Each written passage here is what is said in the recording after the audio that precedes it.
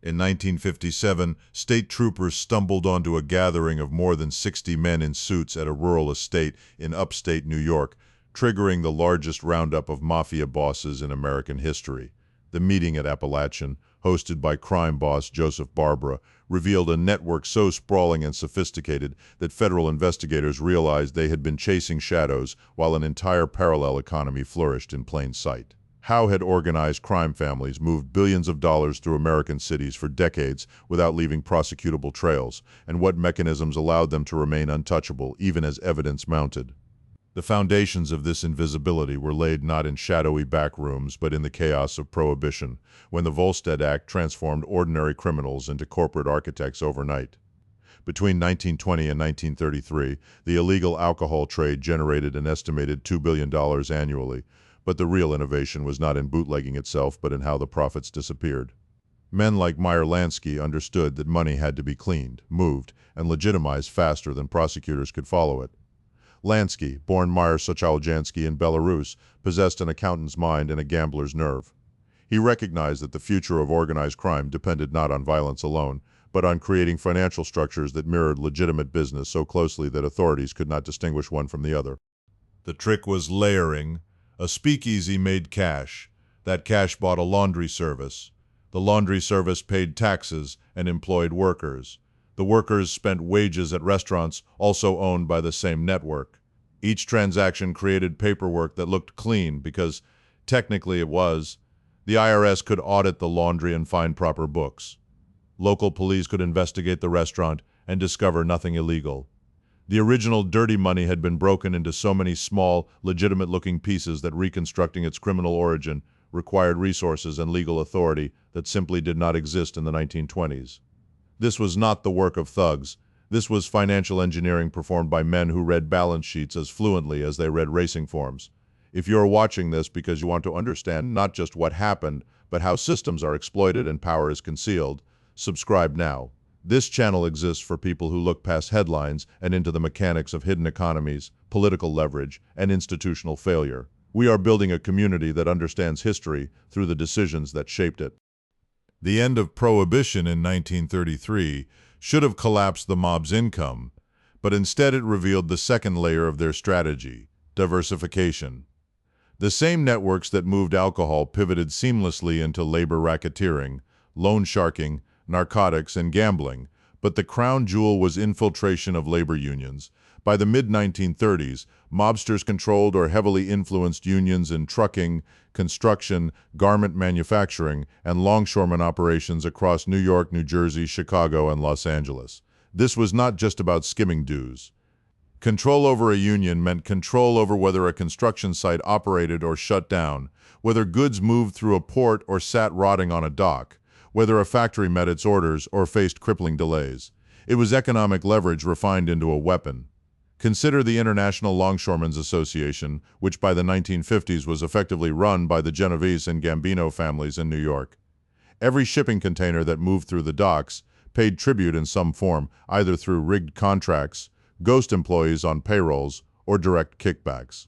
The brilliance was in the mundanity. A shipping company wanted labor peace and on-time deliveries. They did not ask questions when a union representative suggested a particular trucking contractor or when invoices included vague line items for consulting services. The entire system operated on a handshake economy where everyone involved had plausible deniability. Investigators could prove that money changed hands, but proving it was extortion required witnesses willing to testify, and those witnesses had mortgages, children, and a healthy understanding of what happened to informants. The families also mastered the art of insulation. By the 1940s, the organizational structure of groups like the Luciano family, later the Genovese family, resembled a corporation more than a street gang. At the top sat the boss, insulated by multiple layers of intermediaries. Beneath him, the underboss and consigliere managed operations and advised on strategy. Captains or kappa regimes oversaw crews of soldiers who conducted the actual illegal work. Orders traveled down through this hierarchy verbally, never in writing.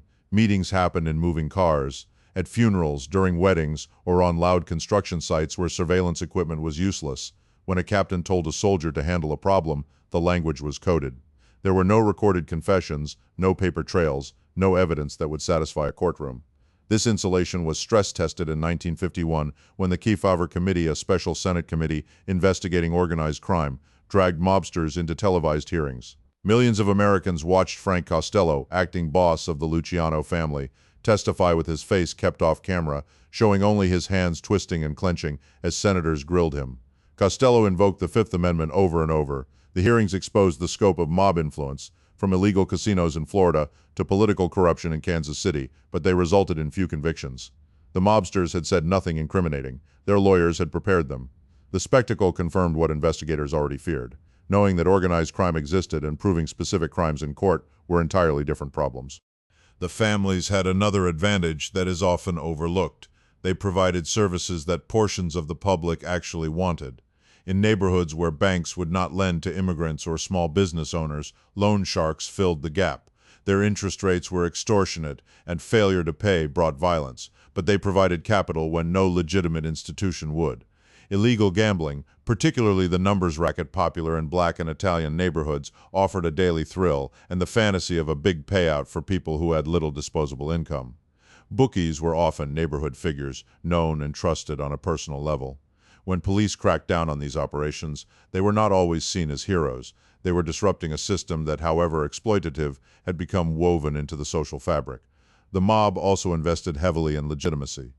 By the 1950s, mobsters owned nightclubs, hotels, and restaurants that became cultural landmarks. The Copacabana in New York, partially financed by Frank Costello, was a glittering venue where celebrities performed and socialites mingled, unaware or unconcerned that their cover charges helped fund a criminal empire. In Las Vegas, the story was even more explicit. Bugsy Siegel's Flamingo, which opened in 1946, was the template for mob investment in Nevada casinos. After Siegel was killed in 1947, likely for skimming and mismanaging funds, other families moved in. The Desert Inn, the Sands, the Stardust, all had hidden mob ownership. These were not illegal operations. The casinos paid taxes, employed thousands, and generated enormous revenue. The skim happened in the counting rooms, where cash was siphoned off before it was recorded, then transported out of state in suitcases and car trunks. Nevada regulators either did not notice or did not care. The mob made Las Vegas, and Las Vegas made the mob rich beyond measure. But the mechanism that truly allowed the families to avoid prosecution was corruption. Police officers, judges, and politicians were bought at every level. In some cases, the payments were direct. A police captain in New York might receive a weekly envelope in exchange for advance warning of raids. In other cases, the relationship was more sophisticated. A mob-connected businessman would donate generously to a politician's campaign. That politician would then block funding for organized crime task forces or ensure that certain investigative files disappeared. The beauty of this system was reciprocity. The mobsters did not just bribe officials, they made themselves useful. They delivered votes in heavily Italian or Irish wards. They provided jobs and donations that made politicians look good. They became stakeholders in the political machinery. This corruption was not monolithic. Different cities had different arrangements. In Chicago, the outfit, led by Tony Accardo for much of the mid-20th century, maintained such deep connections with City Hall and the police that certain neighborhoods were effectively off-limits to federal agents without local cooperation, which was rarely given. In New Orleans, Carlos Marcello, who controlled rackets across Louisiana and parts of Texas, wielded influence so profound that he avoided deportation for years despite being born in Tunisia and having unclear citizenship status. He owned judges, he owned sheriffs. He had sitting U.S. congressmen on speed dial, metaphorically speaking, when Robert Kennedy, as Attorney General in the early 1960s, finally had Marcello arrested and deported to Guatemala. Marcello simply bribed his way back into the United States within months. The message was clear. The reach of the mob extended beyond American streets and into the highest corridors of power. Yet even as the families grew richer, internal tensions simmered. The 1957 Appalachian meeting, the same gathering that exposed the mob's national network, had been called partly to address these tensions. Albert Anastasia, head of the family that would become the Gambino family, had been murdered weeks earlier in a barber shop, and the bosses needed to discuss succession and territory. The very fact that they gathered in one place, however, was a miscalculation born of overconfidence. When a local state trooper noticed an unusual number of expensive cars with out-of-state plates converging on Joseph Barbara's estate, he called for backup. The resulting raid was chaotic. Bosses fled into the woods in their fine suits. Some were arrested, others escaped.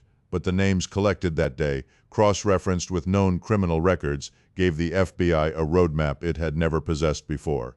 J. Edgar Hoover, director of the FBI, had long downplayed the existence of a national crime syndicate, focusing bureau resources instead on communists and bank robbers.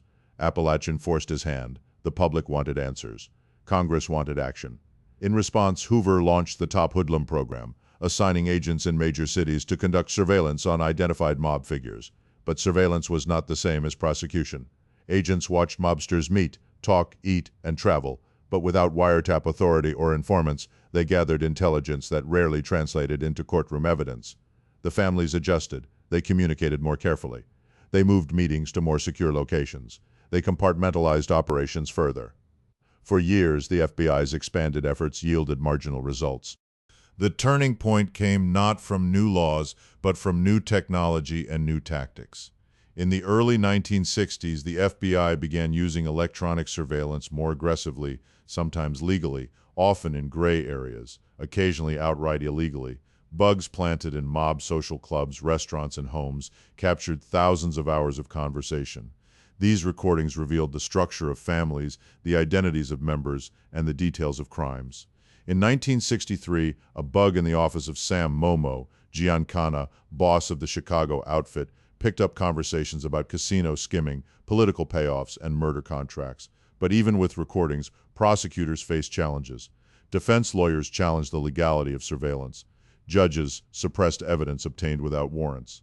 Mobsters continued to speak in code, and translating that code into legal language that a jury could understand was an art form that took years to refine. The other breakthrough was flipping witnesses. For decades, omerta, the mob code of silence, had been nearly absolute. Betrayal meant death, not just for the informant, but potentially for his family. But as federal sentences grew longer and the government offered witness protection, cracks appeared. Joseph Valachi, a soldier in the Genovese family, became the first made member to publicly testify about the inner workings of the Mafia.